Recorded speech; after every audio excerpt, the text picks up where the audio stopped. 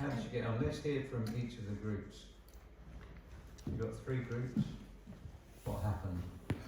Which direction did your conversation go? Is somebody, you got this recorded so you've got notes? Okay. Who's going to speak up first? I have I've not written everything, but I have some markers how to start to get a startup, to get this thing rolling. This idea of a community, compassionate community. We need to reach out to cells or groups, and I have written in Norwegian, so I have to translate there.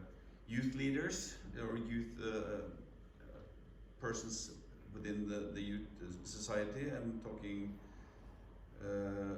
unorganized youth, skaters, hang-arounds. Skaters are a really good one. Yeah. Yeah, definitely. We have pretty good, pretty not big, but a decent community of skaters. We need to reach out to persons with disabilities, to shop owners, cafe owners, or people who run small businesses. It could be plumbing, it could be anything. People that connects with people. We need to reach out to the organized sports clubs in Nesodden, which is 3, I think. 1 large and 2 minor sports clubs. Retirement societies, resource people. I mean, there's a lot of older people who have a lot of resources unused, who I think can be put into meaningful, we talked about the Velforeninger, the societies, local societies we do have, the road societies, and of course places of religion. There's expanding diversity in religious and the non-religious. As you said, it can be just philosophy. I mean, anything to do with what's the name? I forgot. Spirituality. Spirituality. That's what it is. We have environmentalist groups and youth, and we have walkers. I mean, people who meet to just walk, like I told you, dog walkers, people who just walk in the forest for relaxation, and of course the volunteer society, which is a factory in Nesodden. The music environment, we have a vibrant music environment here in Nesodden. Theater people, we have theater groups, we have artists, a lot of artists, and artists want to be artists. And try to take the front edge there. That's okay. We have the highest density of healers outside India. Yeah. The highest density of healers Outside of India. And yoga teachers. and yoga teachers. Wow. These are also people that are sort of can be community connectors. And the gamers, we do have a gaming society here. Nerds who Reach out to the we live in nerds. the time where nerds are winning. I tell you what, one of the interesting things about this business with trolls, and that often you find when they trace the trolls back, they are the saddest people who are lonely and isolated, and unless we reach out, they will continue. It's true. Geeks and nerds are the winners in the society today. Yeah. In a lot of ways, economically Yeah. at least. And I was putting up an example from my street in Fagerstrand, which is a dead-end street. It's a small cul-de-sac, and for years now we have this annually street party. We block off the street. Yeah. Everyone brings pots. It's like a pot party, and we have a good time. And it's from 90 down to Yeah. newborns. And this is a good thing if you can inspire other streets, or not even streets, but small communities around Nesodden, cells, you know, to have this get together, bring food, have maybe if you have some musicians, bring their guitars, make some music, have a good time. Absolutely. So for us it's been fantastic, because then we get an update every year how people are doing in the street. So you know, so for example, I mean, those are all great ideas, and so I'm just going to come up with some ideas, chuck some out now, because then you can play with them. But you know, you might say, okay, we want to create a compassionate Nesodden, and then the way of starting that would be to have a day where you announce we're going to create a compassionate Nesodden, you have a charter, and that you have explain what you'd want is, you know, so what we've got, let's say 3, 6, 9, we've got about 15 people in the room, and each person would be a contact with the local community. You do it in your own neighbourhoods, and you say, you have a document which says, well, this is what we're aiming for, this is how we're going to do it, and you have a street party just where that thing is discussed, and you have as many street parties as you can imagine. You just create a day, like a day where it might be a weekend or a Sunday or whatever, and you go, we're going to launch it on that day, and we're going to launch it as street parties, because neighbourhood is a unit of change, so we'll do it through street parties. And then we'll have ideas, and you start that community connector. You've all now done community connector training. You know, this whole day is a community connector training. So then you can start the conversation and start feeding back and start developing the ideas and start linking with all these different organisations. And tea and cake. You know, like if you have a street party, it doesn't cost anything. It's just everyone brings something for other people. And the act of bringing something in, it's a community gift. The minute you bring something in for somebody else to enjoy, it's a community gift. And that starts the process of reciprocity, of listening and hearing and all of that. And so that's you've got loads of ideas there. And you wouldn't want to lose any of those. And you'd want to share those ideas, you know, so if you said, we'll do this in May, because the weather's going to be better in May, that gives you 6 months to start preparing for it, and then you know, I'm just making this stuff up, you know, but then you could engage, you know, you might use this as a place where you can have a small community party or whatever it is, and you start the conversation, start gathering the ideas, start explaining, start reaching out into all of those areas. Sounds really good to me. Sounds really good. I can see that if you had you were going to collect all the stuff that's going on in the community in the resource directory, and went with the community connectors, and then said we're going to become a compassionate Nesodden. Those 3 things together would give you a great place to start, and this minimal amount of money is practically nothing, you know, and then you can start building in. There's interesting things about how does that relate to the functioning of the local council? How can that inform the local council?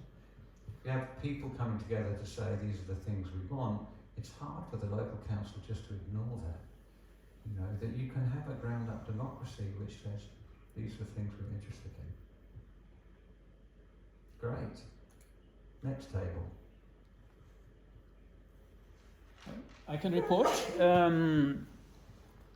First of all, the municipality ought to say loud and clear that we want to be a compassionate community. So it will be interesting to look at the charter, and because it's sort of I expect that indeed it explains it more and gives it more of a put some meat on the bone.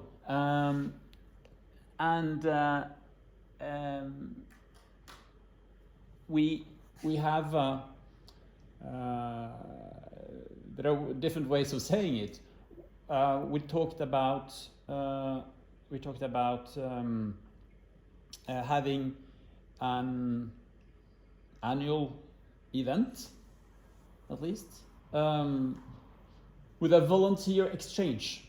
Is this something which is practiced in some other municipalities, where basically you come as a private person or as a representative of something, with something to offer and something that you need, and it's a physical meeting. You have a badge or a poster on your chest. Basically saying this, and you make volunteer deals. And we discussed how it could be combined with another idea, which is to have a welcome to Nesodden annual party celebration, where new inhabitants are welcomed. And the idea of such an event is, of course, for the community to, in a way, present itself to new inhabitants. So that could be a great day. Another way to show very loud and clear that we want to be a compassionate community from the side of the municipality is to have it enshrined in the municipal plan. We have a municipal plan that we roll every 4 years, and now we are in the process of doing it for this municipal election term. I hope we can enshrine it there. It could be about mentioning compassionate community as a goal, but it could also be about some of the challenges we discussed this morning, such as the drug, the symptoms. It could include an analysis of these symptoms that we're all preoccupied with, whether it be the drug use or divorce rate or other symptoms. And in the municipal plan, say loud and clear that we see these as symptoms of something else, and we want to attack the cause of those symptoms. Then we discussed how, based also on the experience from other Norwegian municipalities, we think that this tool called Friskus, which is a web-based tool to make a kind of services directory, but with more features. Probably it's possible to combine that services directory also with participatory budgeting. Yeah, that sounds good. So participatory budgeting, meaning basically that we allocate a modest proportion of the municipal budget, and we enable citizens to propose projects for the greater good of the community, within certain limits, budgetary notably, and people can vote. That's the idea of participatory budgeting. But also, as we talked about earlier, having some, even though there's a danger of growing tomatoes, the idea of having some sort of small funding available for those who, as a sort of seed funding for initiatives from the communities to create bigger things, initiatives. So this is again, something that Frim Council did, and it's very, very successful. is that you create a small grant fund, and that you support the communities, small groups in the communities, in putting in proposals. You give them like just some very basic training or support or whatever, so that what you do through that is you stimulate a whole host of different community activities. And it doesn't take very much, but you small groups can gain some stability through doing that. And a small grant fund is a really great idea, and it's not growing tomatoes. It's growing what the farmers think is going to grow in that community. And it's a really effective mechanism, definitely. I think that was the main points. Yeah. Hmm? Those are really inspiring ideas. I think that's terrific. I think that's really, really good.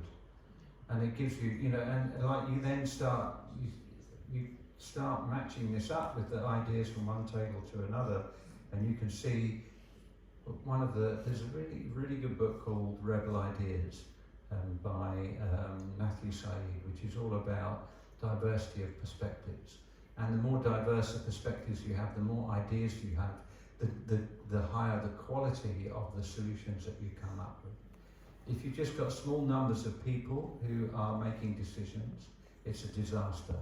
If you've got many, many different ideas, and I would suggest that that you're looking for diversity as a sign of health. So that what that means is, so if you're going to talk to the young people, that you want to make absolutely sure that they can have input into all of this, so that it's like, we're missing, who are we missing from the conversation? It's such an important question, and then you actually are proactive in going and seeking those conversations with the people who are missing. That you don't just if you're just getting small representation, that's your fault. You have to take responsibility for that. That means that you are not engaging at the level at which people want to engage. If you hold a community meeting and nobody turns up, that's your problem. It's not the community's problem. It's because you haven't found a place where the community gathers in a way that the community itself wants to gather. And so in a way, let's stretch the analogy, you can come from the outside and plant tomatoes, and to get the hippos come up and destroy it, which happens again and again, happened all over Africa. Happens when services come into communities and do stuff to communities. Or you can come in and go, okay, what is it that people like to grow? Well, how on earth do we know what people like to grow unless we go and ask the farmers? So you then got to go to the farms to find out what it is the farmers want to grow. It's a good analogy, it really works. So you have to go to the places where the farmers are. And it might be so kitchen table conversations. Many, many kitchen table conversations. That's the level, and this is a document. This is a document produced by Palliative Care Queensland. It's a document that they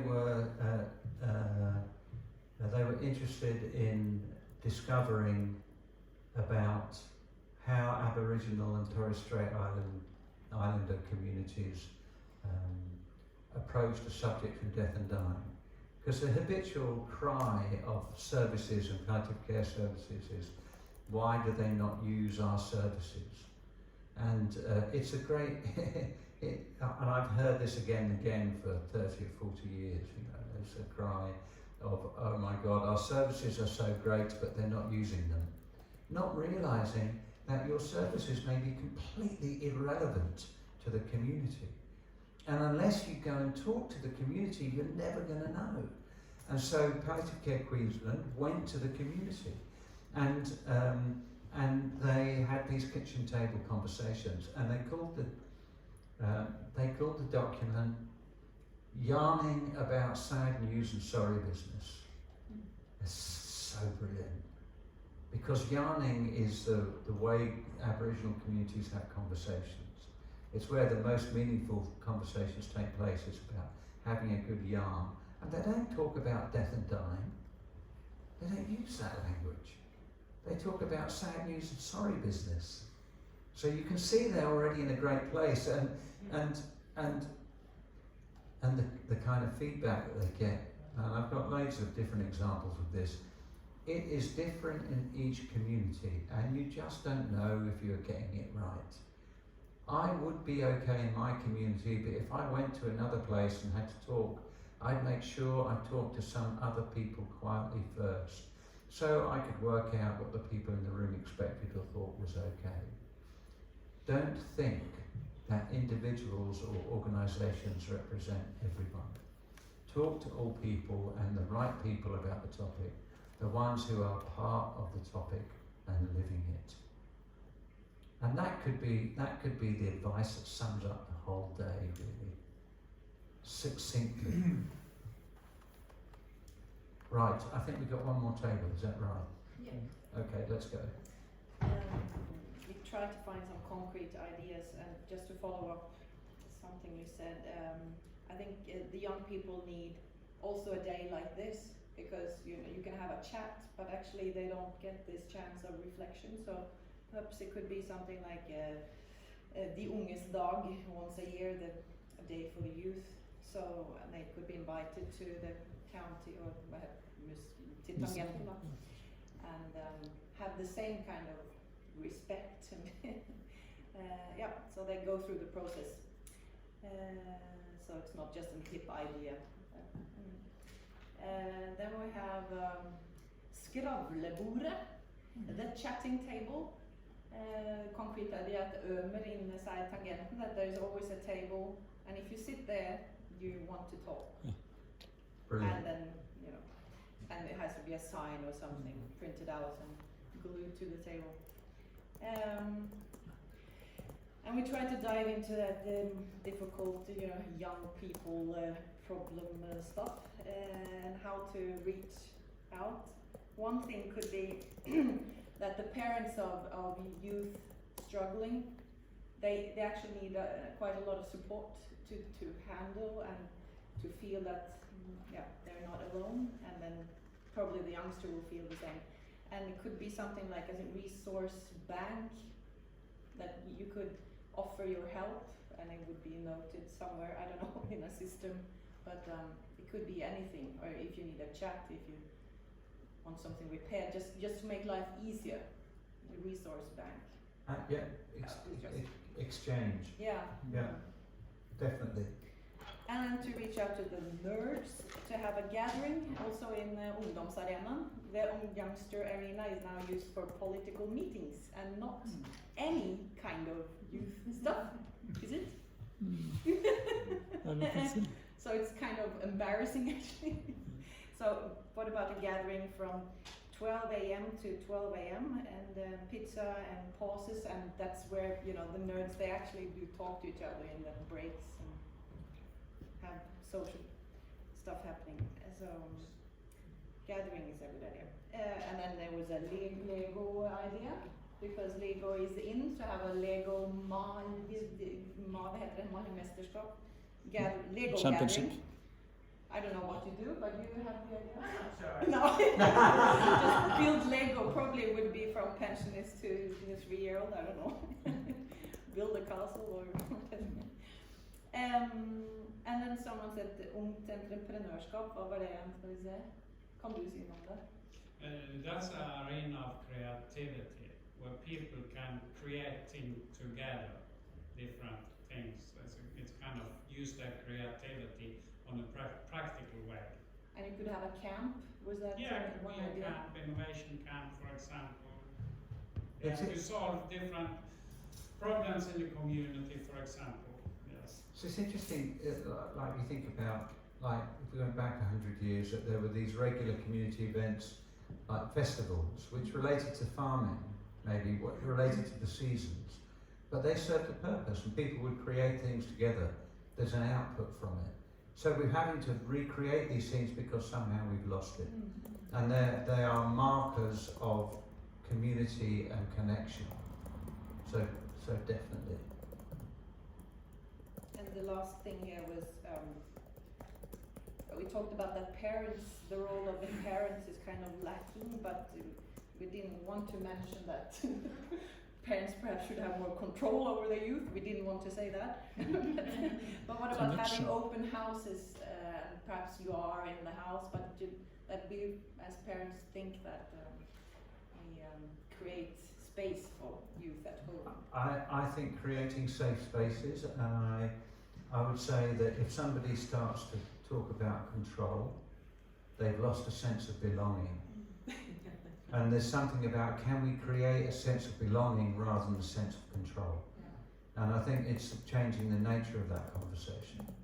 So these are wonderful ideas, and it's really interesting that you all three came up with different things.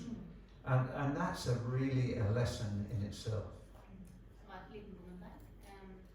just take it in English, in Norwegian, if it's okay. Det en side som heter skravlepoppen.no, vet du hva du kjenner det? Med ferdige sånne skravlepopper som kafé kan kjøpe, som vil da signalisere det sammen, sånn skravle. It was just for the chatting table idea. Oh, great, okay. Yeah, brilliant.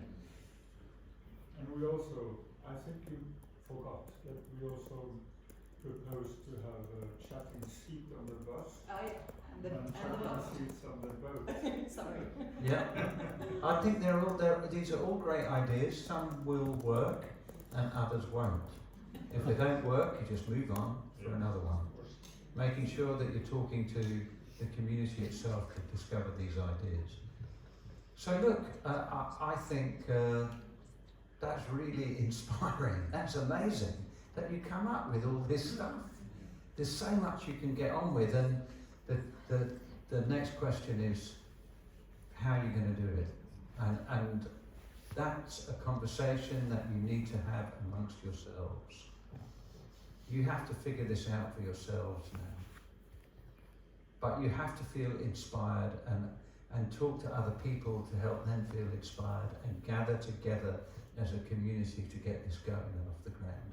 And you definitely need the help of the local council, because if the council can join in, that's tremendous. Okay, any comments anyone wants to make? Anything to add to that?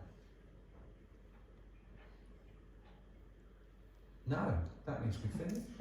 Okay, that's perfect. Thank you very much. I thought that was really great. It's such a pleasure to meet you all.